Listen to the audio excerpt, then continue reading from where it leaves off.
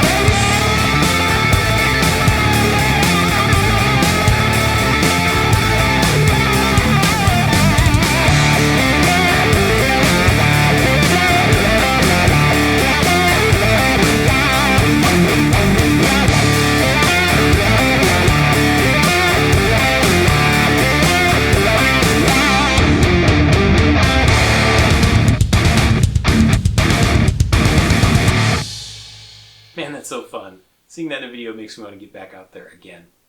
But you know, the thing I think I appreciate most about this build is opportunity to fly. Really, anything that gets you out there having fun in the air is great. And for me, this gives me opportunities to fly in ways and in places that I just wouldn't be able to. Either with my 1S whoops like this. I love these things, great in the house or on a small track. But when I get this in a larger space, I find that I just want more power. And these have more power, but you know, I can only fly this in certain places. I find that for me, there's a lot of middle ground where I have opportunities in my own backyard or in my neighborhood to get out there and just have fun with this thing.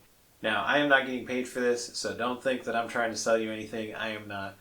This has just been a really fun project for me, and I love flying these things. In my backyard, small parks, all sorts of places, and I think that you will too, and I know that many of you have already built one and love it, and I am so excited about this because it's going to make it super easy for way more pilots to enjoy this kind of experience, without the difficult build, and the availability of parts for people who do want to do these kind of builds, it is going to be awesome. Now, I've actually been flying 2S whoops for a while now, but I started with the Beta75 Pro frame, which I modded, and you can see a build video on my channel about how I did that. And the popularity of that video is actually what encouraged BetaFPV to turn this into a product. So you'll hear me referencing that. And compared to building one of these from scratch, probably the biggest difference for people is right here on the underside.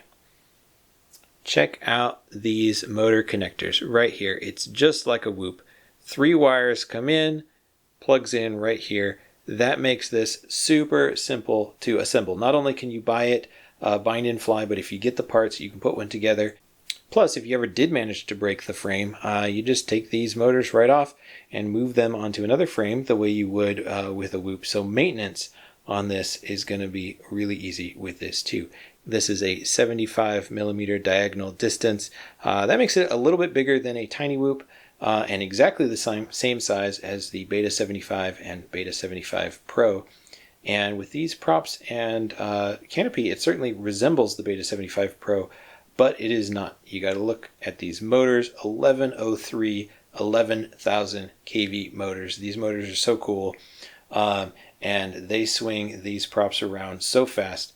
And to keep that fed, you've got a 2S battery with an XT30 connector in the back. There may be other options on these connectors, but I suggest this one. Keep those motors fed, and this thing really rocks.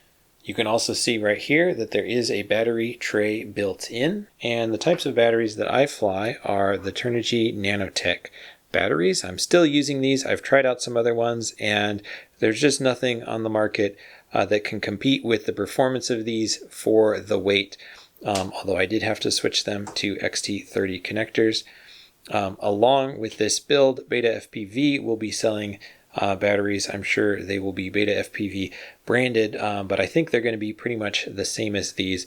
This is the 35 to 70C version, and this is the 45 to 90C version. It weighs about a gram more.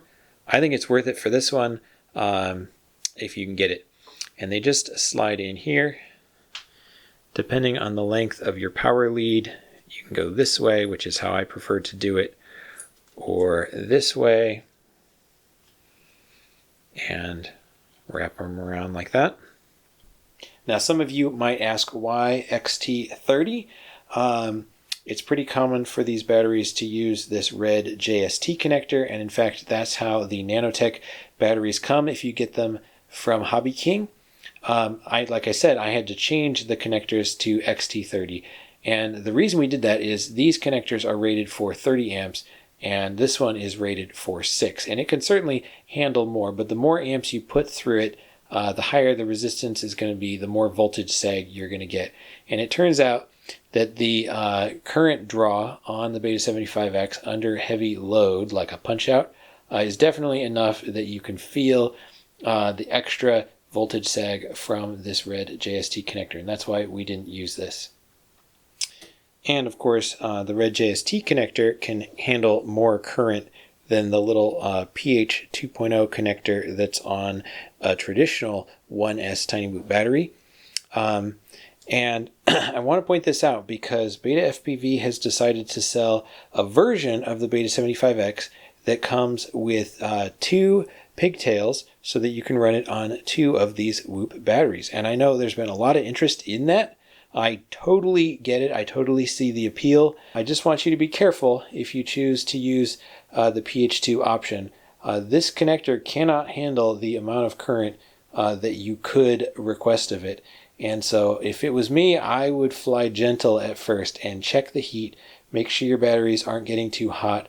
If you want to get the most power and the intended performance out of this build, what you want is real 2S batteries. And help you take advantage of all of that speed, it does come with a full range receiver. These are diversity antennas coming out of an XM Plus. I'm not sure if that's what they plan on shipping in the FrSky version or not, but you can put in any receiver that you want. So range is not going to be a problem. And for the video, this has a 25 or 200 milliwatt switchable transmitter, and it's switchable by Smart Audio, which is super nice. Now, some of you may have already noticed, but these props are set up to spin in the correct direction. The correct direction we call props out because the props are spinning away from the camera. That is the opposite of the Betaflight default. and it is the opposite of how most quadcopters come. And that is a shame. I've done a bunch of investigation on this, and the handling of these builds in the air is so much better with props out. With the default orientation, the quad will tip over in the air like this. You've probably seen that on your whoops and different things. I can explain why that happens. I'm going to make a whole separate video about that because it is so important. But switching to props out is a big part of the fix, and BetaFPV has agreed to ship the Beta75X that way, and that is huge. And you guys are going to love how this flies. These are 40mm props on a 1.5mm shaft. That is really cool to see in here too. One of the issues with building 2S whoops has been the lack of choices when it comes to props in this size. So it's cool to have another choice here. This choice is a pretty aggressive prop. It has amazing grip in the corners and acceleration. It might be harder on the battery than some lighter props, but it's cool to have more options. So when I fly this, I get about 3 minutes of flight time. That is enough for my needs. I fly pretty fast though. You could get longer. I know you could get 3:30, maybe push it to 4 if you flew gentle. Now if you take the canopy off, you can see how the camera is mounted. This is their Z02 camera that you can see on their store, but normally the camera plate is soldered directly to the front of the video transmitter.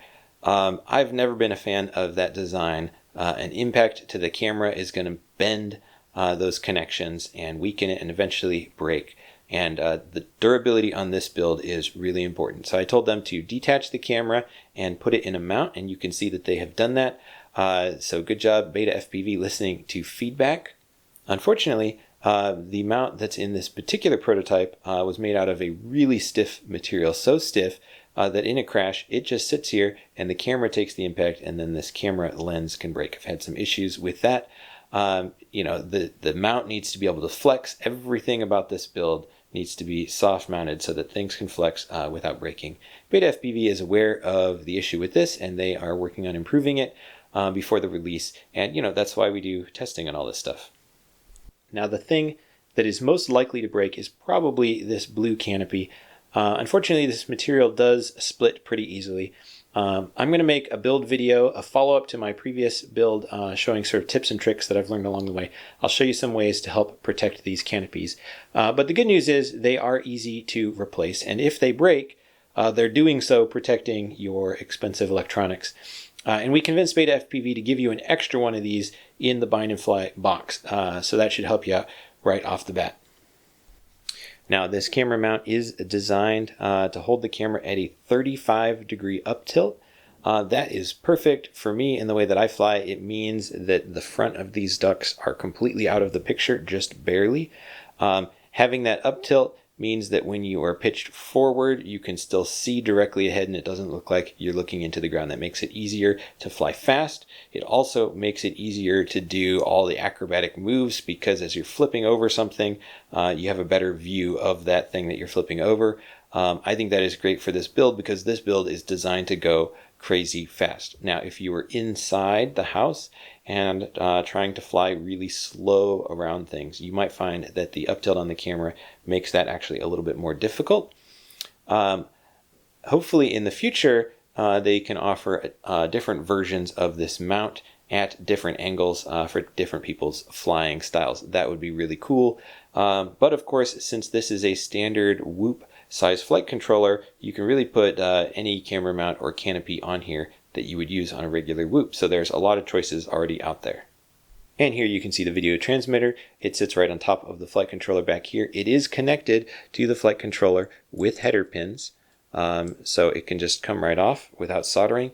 That's nice. Those header pins, of course, can also be something that can fatigue and weaken. Hopefully that won't be a problem with this build because of the way that the camera is separated, so the video transmitter shouldn't be taking any direct hits, and it is connected in both the front, it connects into the mount actually, and in the back with the pins.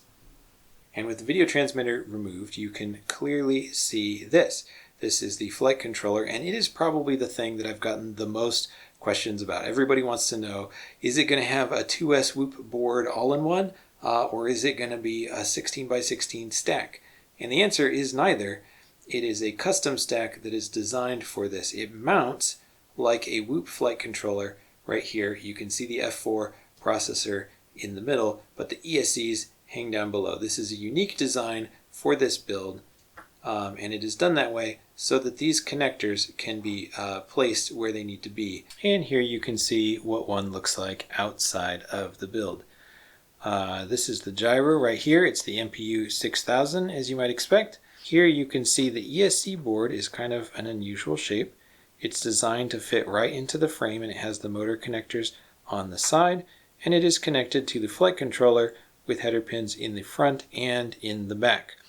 These header pins I'm not worried about at all. They're actually really strong, and because it's on both sides, nothing moves, and you're still going to be soft mounting the flight controller, and the ESC really just kind of hangs down below. So this is a clever design on the stack, and the ESCs down here are rated at 6 amps continuous and 10 amp burst, which is about as powerful as I've seen on ESCs on a board this size, so that is cool. And because I have D-Shot, that's one of the reasons I haven't hooked up a beeper. You've got the motors, you can beep whenever you tell them to. It's not super loud, but it's loud enough to be helpful when you're getting close to finding it. And of course, D-Shot also means that you can do turtle mode, which is called flip over after crash in beta flight.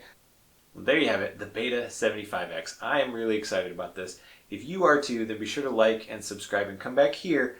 I will do my very best to keep you updated on the latest news and tips so that you can get the most out of your 2S Whoop. And check the video description down below. I'll leave a link to the official product page where you can see all the specs and hopefully where you can order one soon. They are supposed to start shipping out beginning of September, and that is right around the corner. I can't wait. And you know, I think we're going to see kind of a new landscape of micro FPV with these. Not because it's the first 2S or even the first 2S Whoop, but you know, it's so robust, it's so powerful, and it's going to be so easy for people to get their hands on one of these that I think we're going to see an explosion in the market. And I'm excited to see where that goes. You know, I've gotten pretty good at flying these myself, but some of you out there are just amazing pilots, and I love watching your videos. I can't wait to see what you can do with one of these. So have fun out there, and I will see you around.